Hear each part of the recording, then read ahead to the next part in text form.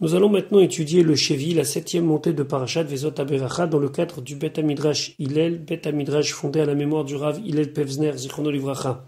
Notre étude commence au Perek Lamed Dalet, 34e chapitre du livre de Devarim, qui est le dernier chapitre de la Torah, puisque ces 12 derniers versets que nous allons étudier aujourd'hui sont les versets qui vont être la conclusion de toute la Torah entière. Pasuk Aleph, Vayal, Moshe est monté, Me'arvot Moav depuis les plaines de Moav, c'était l'endroit où les Bnei Israël campaient, et comme Akadosh Baruch Hu lui avait demandé, nous avons vu ça dans la paracha précédente, Allez el Haravarim, monte vers la montagne des passages. Le Har Nevo était un endroit où on pouvait voir toute personne qui passait vers Eretz Kenan et vice versa. Moshe Rabbeinu, d'abord, il a béni les Bnei Israël, Vezot HaBeracha, et après, simplement, il est monté, El Har Nevo vers la montagne de Nevo, Rosh à Pisga, en haut de la montagne, Asher al Pene Yericho, qui se trouve face à la ville de Yericho, Vayar Ehu Hashem, et Hashem lui a montré Et Kol Haaretz, toute la terre, Et à Gilad, depuis l'endroit du Gilad, qui se trouve de l'autre côté du Jourdain, où Moshe Rabbeinu se trouvait au moment où il monte, Ad Dan, jusqu'à Dan. Dan se trouve à l'extrémité de la terre d'Eretz Israël. Rashi Mervot Moav El Har Nevo, Kama Ma'alot Ayu. Il y avait plusieurs niveaux, plusieurs marches. Il fallait gravir cette montagne. Ufsa Moshe Bepsiachat. Moshe Rabbeinu, il a fait tout en une seule enjambée, en un seul pas. Et Kol Haaretz, il lui a montré toute la terre. Et Raou Et Kol Eretz Israël, il lui a montré toute la terre d'Eretz Israël. Peshalvata, dans son calme, dans sa sérénité. Vehametzikim Aatidim, Liot Metzikim là, et les oppresseurs qui dans le futur vont venir oppresser les Bnei Israël. Ad Dan, jusqu'à Dan. Pourquoi jusqu'à Dan? Et Raou, il lui a montré Bnei Dan, la tribu de Dan, Ovdim Avodazara, qui servait la Avodazara. Chez Neymar, comme c'est marqué, on verra dans le livre de Shoftim, Vayakim Ulaim Bnedam et Apasel, que la tribu de Dan s'est fait des pasel. Pasel, ce sont des statues. Veraou Shimshon, et Dieu a montré Shimshon, Shatid Latzet Mimenu, qui vient de la tribu de Dan, les Moshiach, qui sera un sauveur pour la tribu de Dan, et en général pour tout le Ham Israël, comme on sait très bien, la fin tragique de Shimshon, en entraînant avec lui la mort des Pélishtim. Pasuk Bet, Ve'et Kol Naphtali, lui a montré la région de Naphtali, Ve'et Eretz Ephraim, la terre d'Ephraim, ou Ménaché et de Ménaché, Ve'et Kol Eretz Yehuda et toute la terre de Yehuda, Ad Hayam, jusqu'à la mer à Acharon, dernière, ou bien plus communément la mer Méditerranée, celle qu'on appelle Yam Acharon, puisqu'elle se trouve à l'ouest d'Eretz Israël. Ve'et Kol Naphtali, Eraou Artso Beshavata, il lui a montré aussi lorsque Naphtali sera dans un état de sérénité, mais aussi Vechorbana, lorsqu'elle sera aussi détruite. Veraou Dvora ou Varak, il lui a montré que dans Naphtali il y aura Dvora et Barak, Mikadesh Naphtali, Nilchamim im Sirsa Vechelotav, qui vont combattre Sisra et ses armées, et eux venaient de Kadesh qui se trouve dans le territoire de Naphtali. Ve'eretz Ephraim ou Ménaché, et où il lui a montré Artsam, leur terre Beshalvata ou Bechorbana, dans son état où tout allait bien, et dans son état où, hélas, cette partie va connaître la destruction. Vers où Yehoshua, il va lui montrer Yehoshua Nilcham im Malche Kenan, Sheba Mephraim, il va voir Moshe Rabbeinu, comment Yehoshua va combattre les rois de Kenan, et Yehoshua est de la tribu de Ephraim. Et il va lui montrer aussi Gidon, Sheba mi Ménaché, qui lui vient de la tribu Ménaché, Nilcham im Midian va Amalek, qui combat contre Midian et contre Amalek. Fait Kol Eretz Yehuda, Beshalvata ou Vechorbana, elle aussi dans sa sérénité et dans sa destruction, Ver Aou, et Dieu a montré à Moshe Rabbeinu Malchut Bet David, la royauté qui descendra de la maison de David, de Yehuda, Venitzronam et leur victoire. Ad Hayam Acharon, donc jusqu'à la mer de l'arrière, la dernière, Eretz Amarav, c'est la terre qui se trouve à l'ouest. Si on doit traduire, c'est la dernière, Beshalvata ou Bechourbana. Donc la première explication de Rashi, c'est que Yam ici désigne le territoire dans son ensemble. D'avoir à faire une autre explication, Altikre Hayam Acharon, ne lis pas Hayam Acharon, mais ici nos Chachamim font un jeu de mots, et là Hayom Acharon, le dernier jour. Ça veut dire quoi? Ir'aou Kadosh Baruch Hu Kol Ameorot, Dieu lui a montré tous les événements chez Atidim les Era l'Israël qui vont arriver au peuple juif, Ad chez Yichyu Ametim jusqu'à la résurrection des morts. Donc, c'est pas la mer, c'est pas le territoire, mais c'est les derniers jours, c'est-à-dire les jours de Triat Ametim. Pasuk Gimel, Vet HaNegev et le sud, la terre qui donc se trouve au sud d'Eretz Israël, Vet HaKikar, la plaine, Bikat Yericho, la plaine qui se trouve près de la ville de Yericho, Ir Atemarim, la ville où se trouvent des dattiers, Ad Tsoar jusqu'à Tsoar. Tsoar, c'était l'extrémité est d'Eretz Israël, près de la mer morte. Rachivet Anegev, Eretz Adarom, c'est le sud, comme on vient de l'expliquer.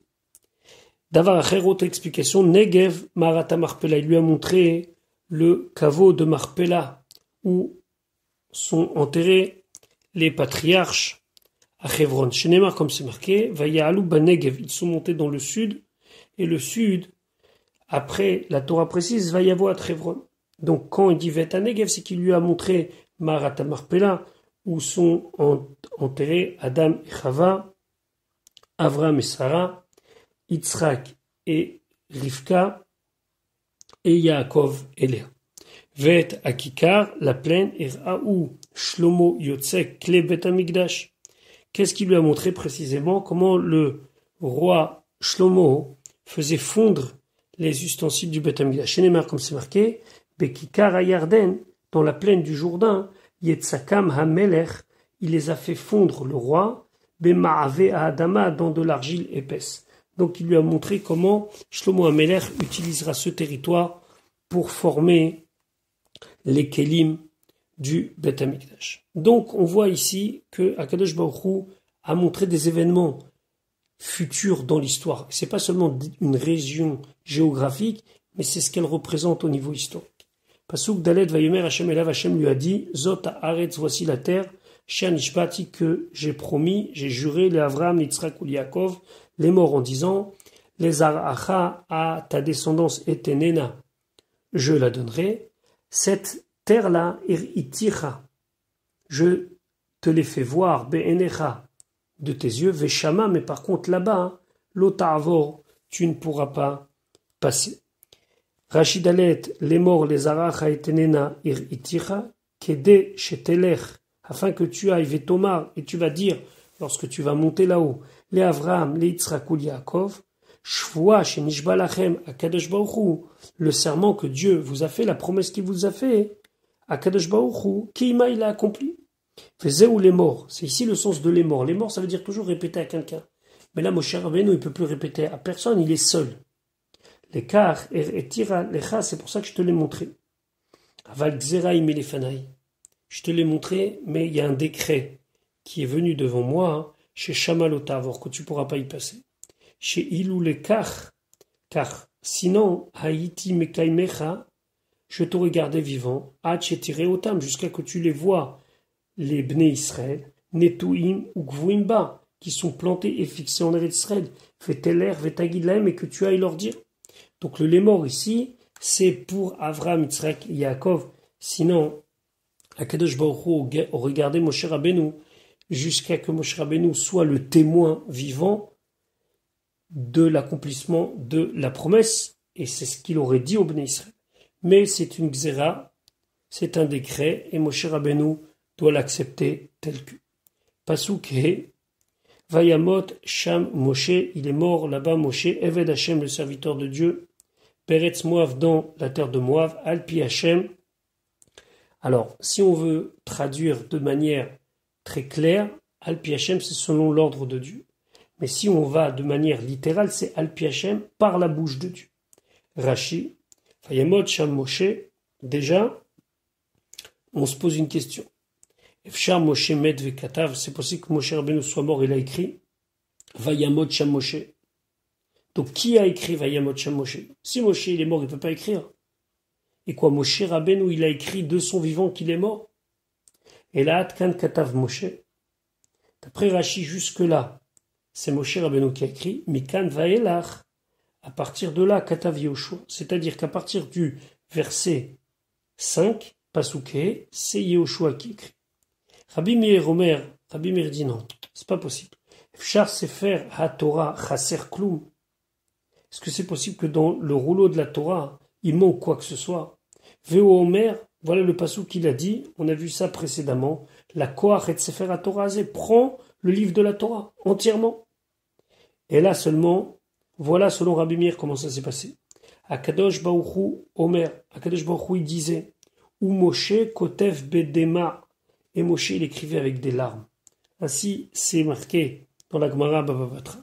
Donc d'après l'avis de Rabbi Meir, même les psukim qui parlent de la mort de Moshe ont été écrits par Moshe. Alpi Hashem, par la bouche d'Hashem, vraiment par la bouche d'Hashem, Beneshika, Akadosh Baruch Hu, il lui a fait un baiser. Pasuk Vav, Vaikbor Oto, et il l'a enterré, Bagaï dans la vallée, Peretz Moav dans la terre de Moav, Moul Bet Peor, face à l'endroit appelé Bet Peor, Velo Yada Ish, il n'y a personne qui connaît Et Gvurato sa tombe, Ad Hayom Azeh, jusqu'à aujourd'hui. Vaikbor Oto. Akadosh Baruch Hu Birvodo. C'est Akadosh Baruch Hu lui-même qui l'a enterré. Rabbi Ishmael Omer, il dit non. Rabbi Ishmael dit non, ça s'est pas passé exactement comme ça. Ou Kavaret Atzmo. C'est Moshe Rabbeinu qui s'est lui-même enterré. Vezou Echad Mishlosha Etim. Et c'est une des 3 fois où le mot et, Shaya Rabbi Ishmael Doresh Ken ou Rabbi Ishmael et Vaikbor Oto, il explique d'une manière différente que dans le sens littéral. Par exemple, Kayotsebo Beyom Melot Yemeizro Yavi Oto. Le jour où le nazir a fini, les jours où il a décidé d'être nazir, Yavi Oto, il l'amènera. Qui l'amènera? Est-ce qu'il y a quelqu'un qui prend le nazir et qui l'amène au Beth Amikdash? Non. Ou Mevi Tatsmo. Il s'amène lui-même. Donc le Yavi Oto, c'est pas il l'amènera, mais il s'amènera. Kayotsebo, ainsi c'est marqué dans Vaikra, Veisi ou Otam Avonashma. Ils vont leur faire porter le péché de la faute. C'est les autres qui vont leur faire porter leur faute, c'est leur propre faute. Et la hemmasim et c'est eux qui portent leur propre faute. Donc vesio otam, ça veut dire ils se portent eux-mêmes avon hashma. La même chose ici. Vaikbor oto, c'est pas quelqu'un qui l'a enterré. Vaikbor oto, ça veut dire qu'il s'est lui-même enterré. Donc voilà comment Rabbi Ishmael 3 fois l'article et, ici c'est oto, est traduit par lui-même.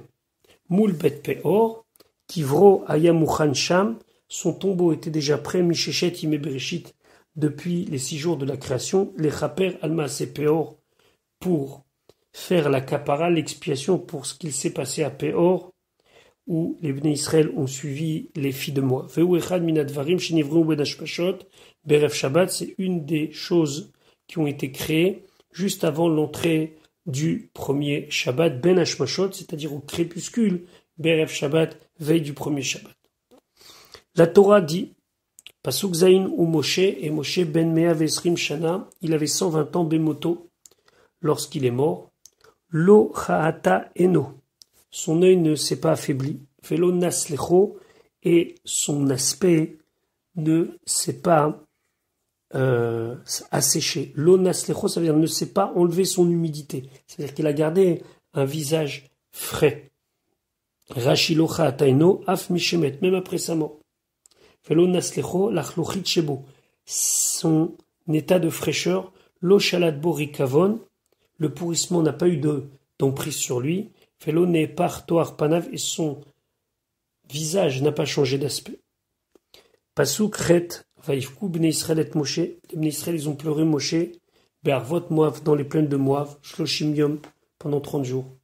Vaïtemu, Yeme Bechi, Evel Moshe, ils se sont terminés les jours du pleur, du deuil de Moshe. Ici, on peut quand même remarquer, nous dit Rashi, que c'est pas tout le monde qui a pleuré, pardon. C'est marqué Vaïfkou Bnei Israël. Alors que pour Aaron, on a vu que tout Israël, Kol Bet Israël. Ici, Bnei Israël, Rachid expliquait, Hazecharim, c'était les hommes. Ça ne veut pas dire que les femmes n'ont pas pleuré. Les femmes ont pleuré, bien sûr, mais principalement ici, on veut nous souligner que les hommes ont pleuré.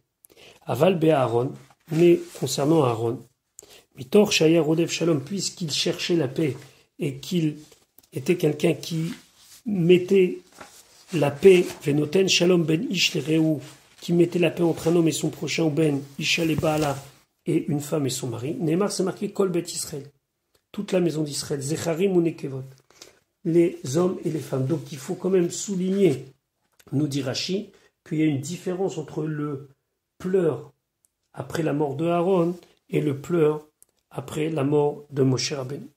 Pasuk Tet ve Yoshua bin Nun, et Yoshua bin Nun malé.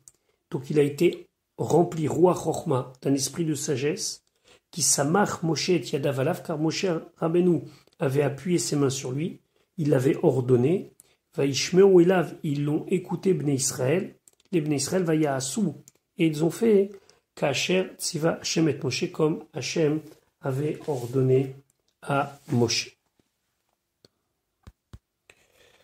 Pasuk Yud, Velo Kam Navi Od.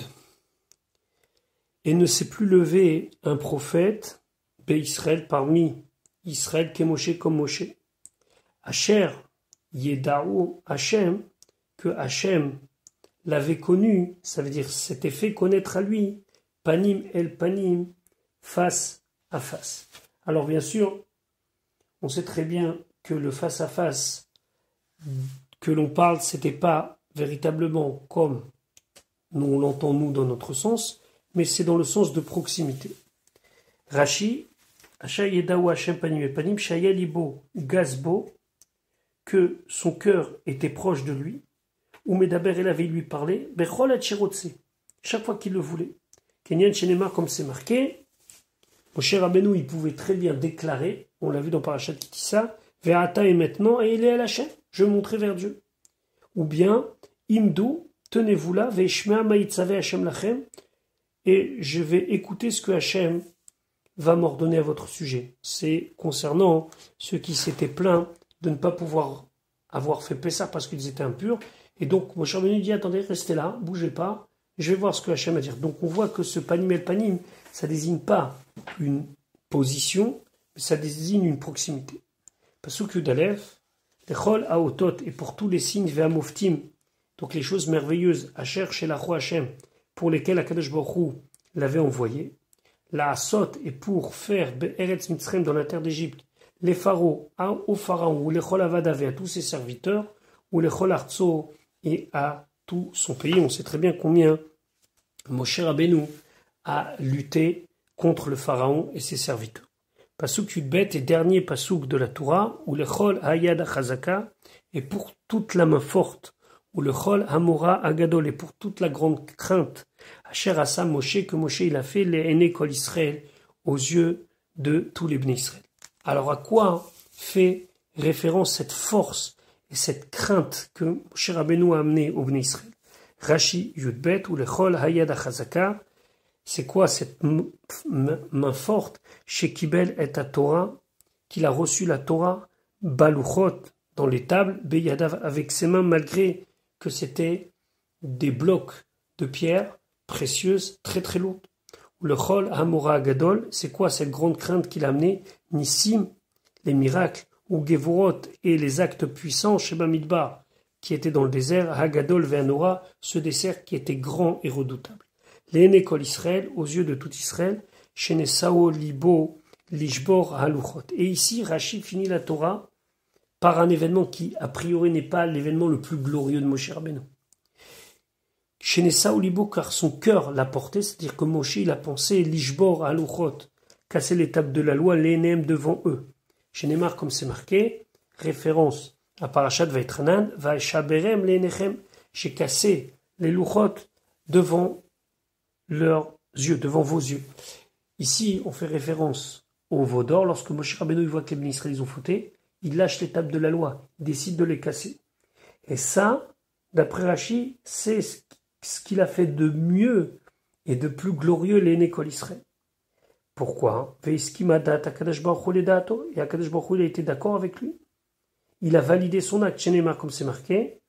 Les Luchot Asher Shibarta, ça fait référence à un passouk de Parashat Kitissa, où Dieu il dit les Luchot que tu as cassés, et nos Chachamim jouent avec les mots, ils disent Asher Shibarta, Yeshar Kochacha, que ta force soit droite, c'est-à-dire que je valide chez Shibarta le fait que tu aies cassé les Luchot. En quoi c'est un acte de bravoure, un acte tellement fort pour que ça conclue la Torah selon Rashi? Alors une des explications qu'on trouve, c'est que en cassant les tables de la loi, il a permis à ce que les bénis Israël ne soient pas complètement effacés de la terre.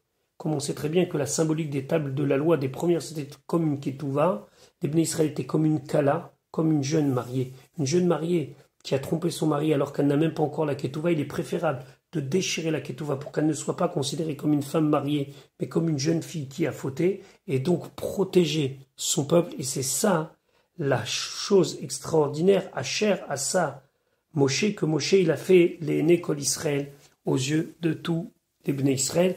Et ainsi se termine l'explication de Rashi sur la Torah. Chazak, Chazak, Venit Chazek, que nous puissions toujours nous renforcer dans l'étude de la Torah et recommencer l'étude du Sefer de Bereshit, Be'ezrat Hashem, comme chaque année.